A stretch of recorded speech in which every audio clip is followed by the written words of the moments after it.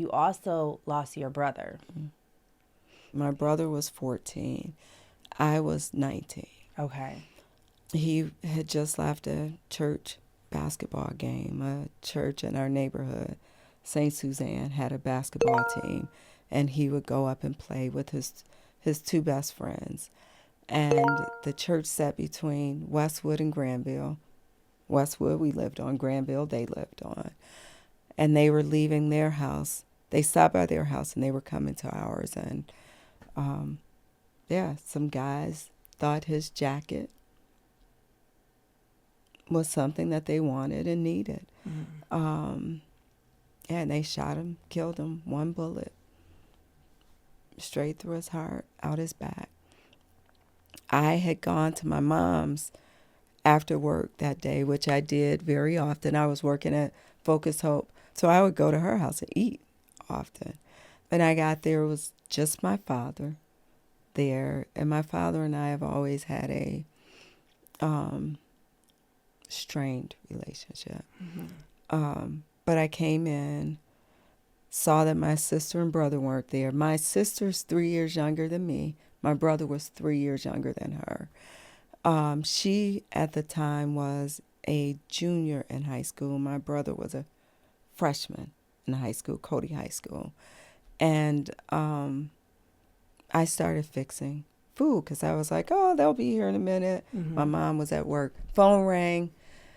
There's a frantic voice saying, they shot him. They shot him. They shot Jovan. And I'm like, what? What are you talking about? And it was Miss Sawyer. I can still hear her voice. I hung up the phone, told my father. But the entire time, Catherine, I'm thinking, my poor brother, his arm, his leg, he must be hurt. We lived 2 houses from the corner. He was shot 2 houses from the corner on the street directly behind us. So I throw on my boots and coat, run around the block, and I see him. He's laying on the ground. Blood is running down his mouth, and his eyes were open. So I knew instantly, like as soon as I saw him, I knew he was dead. And my father was shortly behind me on my heels. I can still actually see it like it was yesterday.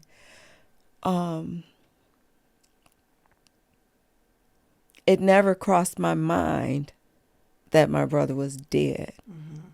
Like literally, I ran there thinking my brother's in pain. I need to go there and be with him. But he wasn't in pain anymore. The silver lining that I can see now, obviously at that moment, I certainly didn't see it or understand it. Sure. But I also understand, like, God works in ways that we don't get. I show up to my mother's house. Nobody's there but me and my father. And I believe in my heart of hearts, we're the only two in my family who could have seen that and gotten past it. My sister wouldn't have been able to do that. My mother wouldn't have been able to do that. I don't even know if I'm past it. But I got through it. Yeah. And that's what I want to know. Like, you're 19 years old and you've just experienced that. How are you navigating it? How did you get through that? Honestly, I don't know. Like today, I can't tell you what I did in those moments to get through it. I can tell you that my family, we clung to each other closely. I can tell you, and I talk about it often because it stays with me. When I decided in my anger phase that I was quitting school, and I told my mom, my mother told me I couldn't quit school. She told me that my brother was loved, that I should never forget how loved he was. And even at 14, my brother was the kid who would hug and kiss his big sister every time he saw me. It didn't matter if his friends were around. He wasn't worried about the cool aspect. He was like, I love my sister. I love my mother, right? But she said he was loved every day, didn't have everything he wanted, but he always had love. And the kids that thought his jacket was worth more than his life were the reason I had to finish school. Because if they had been nurtured, if there had been interventions for them, my brother and kids like him would be safe. Mm. So that was a driving force for me, that even in her own grief, as she was burying her 14-year-old child, my mother could find grace, compassion, and forgiveness for the people who took his life. Yeah. J Crew, if you are enjoying this trip and you have not already, I would love for you to like and subscribe so that you never miss a trip and we can continue to grow our community. Now, back to this trip. So for that person who may be dealing with cancer, in a domestic violence situation, may have lost someone recently, what would you tell them if they're in the midst of giving up? Don't give up. The only way to get through it is to go through it. Mm-hmm. And that's how you really know God's grace, is by the fire he gets you through. There's no promise that you won't go through it. The promise is that you'll get through it. That's the only way to get through the storm, is to keep going until it's over. Yeah. You know, doesn't mean you won't want to give up. Doesn't mean you won't have moments of weakness, moments of doubt. So it's okay. But just keep going. Just keep going. And what you'll find is that you're stronger. With each step, yep, you get a little stronger and a little stronger. And before you know it, you've gotten through it. Mm-hmm. Yes. What has resilience taught you about yourself? That I can get through anything, mm-hmm, right? It's that no matter how hard it gets, I am strong enough to get through it. Yeah. 1, 2, that it is easier for me when I can find purpose in my pain. When I got my diagnosis, knowing that I was almost 3 years behind on my mammogram, one of the things I said to myself is, how do I help other women learn from this? Yeah. Because then my pain isn't in vain. Yes. If I can get one woman to make her mammogram appointment on time, this wasn't for nothing. Mm-hmm. So it was telling my story. It's so important. It is so important, Catherine, that we tell our stories. I often talk about my breast cancer. I talk about my brother.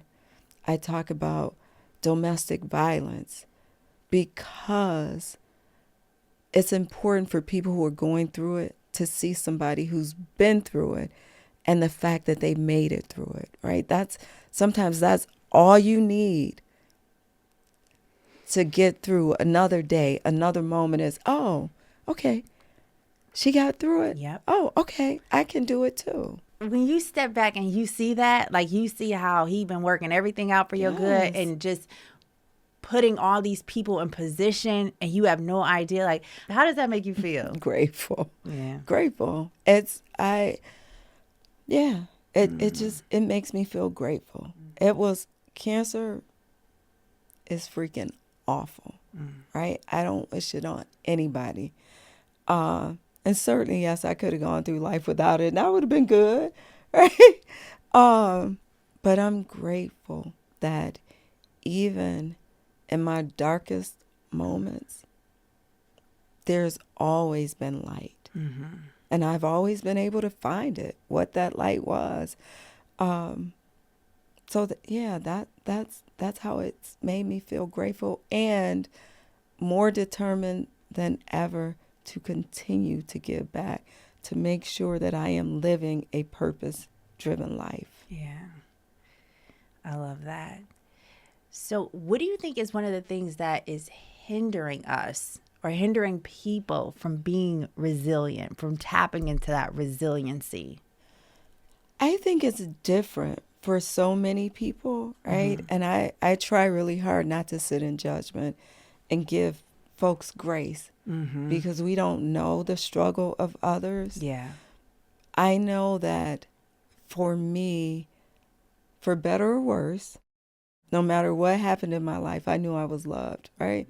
My mother is the mother who would be like, not my baby. My baby is so, I love you no matter what. You could be like, she's really proud of me. But if I robbed a bank, my mother would be like, well, she only took $20. That's my mama too. It was just my baby. She ain't hurt nobody. And she That's gonna be the my first one to baby. visit. Right, Yeah, right, yeah. exactly. That's my mama right? too. Exactly. So having a mother like that, right? It's the unconditional love. That's part of it. Just going through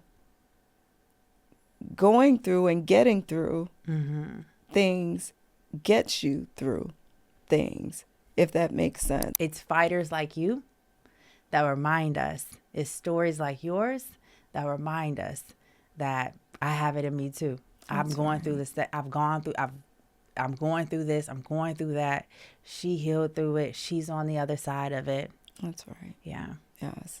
And we can all heal through it, right? Yeah. And there is no certain type. We are all the type, right?